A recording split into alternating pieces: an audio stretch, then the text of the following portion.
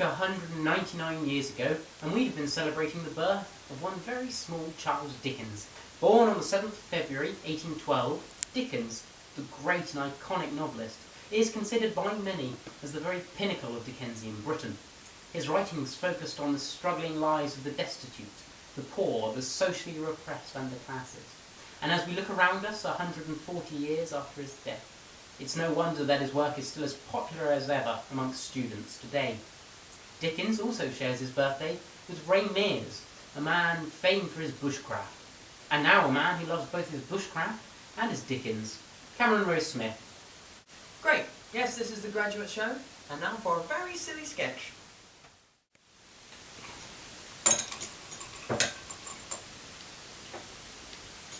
Come along there then, Nick. Eat up your pasty. I spent 1 minute and 30 seconds slaving over a hot microwave to make you that. Darling, you know that he won't eat that. It's a gangster's pasty. They only make good, honest food. And you know how Nick doesn't like good or honest.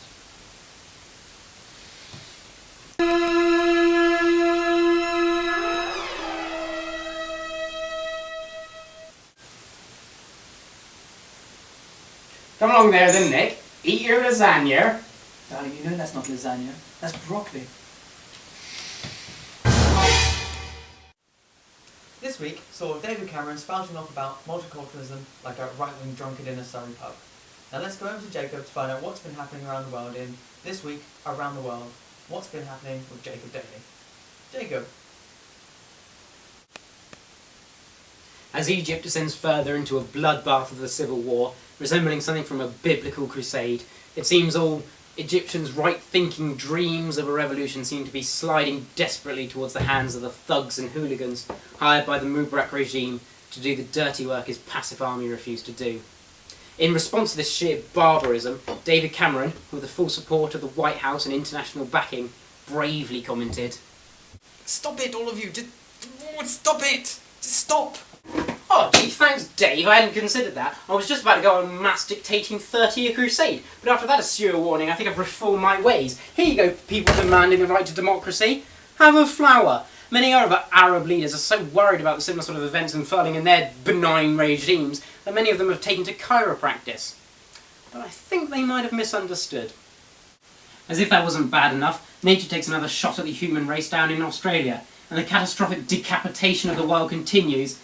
We see the earth convulsing like a fever-stricken rabbit trying to rid itself of the plague. Things don't get any better back home. What with the Muslims look a little bit shifty campaigning genius of the English Defence League, and the cancellation of rural bus services.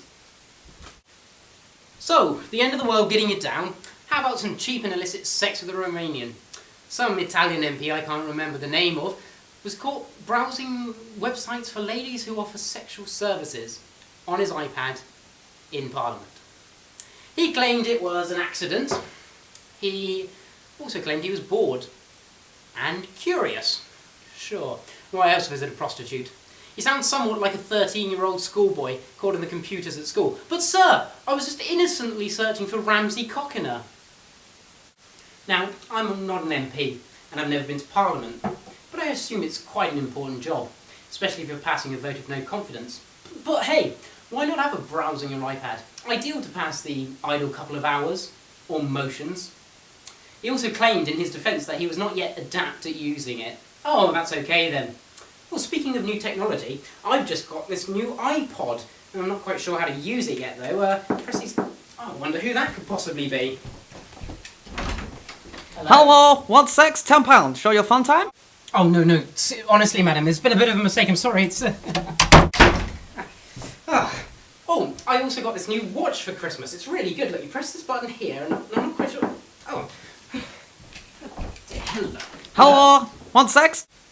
No, honestly, madam, it's okay. Oh, dear. Oh, maybe I'll just have this biscuit. It's a new variety, actually. I've not tried it before. I just... Oh, dear. What's this? Hello, want sex? £10. Show your fun time? Yeah, might as well.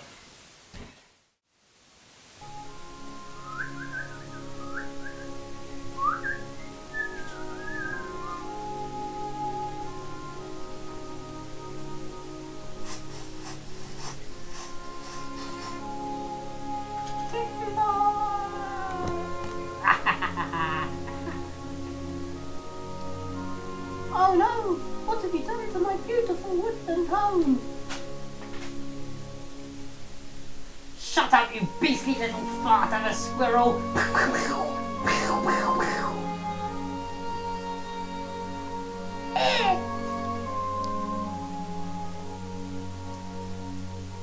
Oh man, what have you done? You've forsaken your principles and undermined our British sensibilities in a gesture that, although not wholly preposterous, acts as a symbol of coalition weakness, panicking in the face of crippling budget and a desperate attempt to scrap together any money that you can.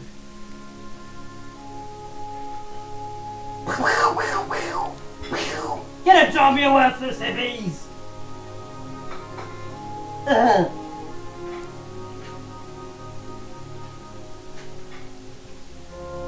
You have forsaken your principles, traded in life for money, turned your back on pre-election promises, and commercialised that which was not used to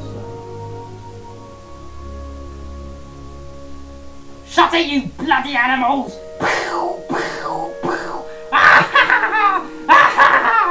Burn it! Build a wall around it all and burn it!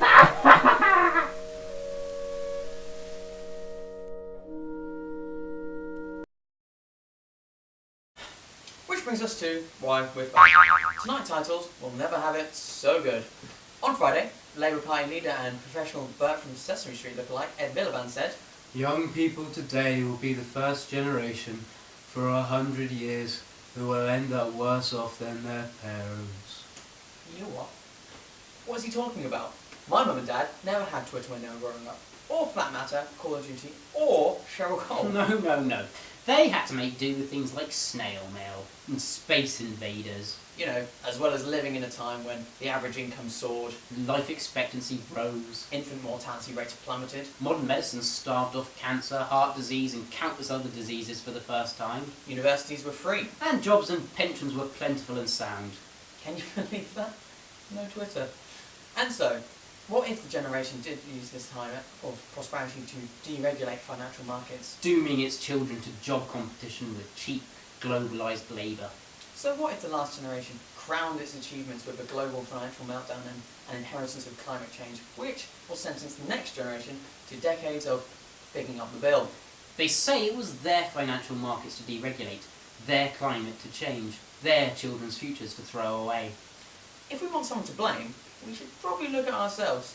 Clearly, it was our fault for choosing to go to university in 2007. How could we be so stupid? How reckless of us not to know that everything that past generation says to us is pretty much a big fat lie. I'd like to thank Nick Clegg here for teaching us this very important lesson. But we were young and stupid. Back then, a time when national treasures were humiliated on BBC radio instead of being humiliated on a badly written AA advert. I don't know if you've seen these, it's actually the John Cleese AA adverts. It's quite depressing. Having a political leader that admits that the future generation is screwed, that's depressing. Having a political leader that offers no solutions, that's why we're fighting. Good night.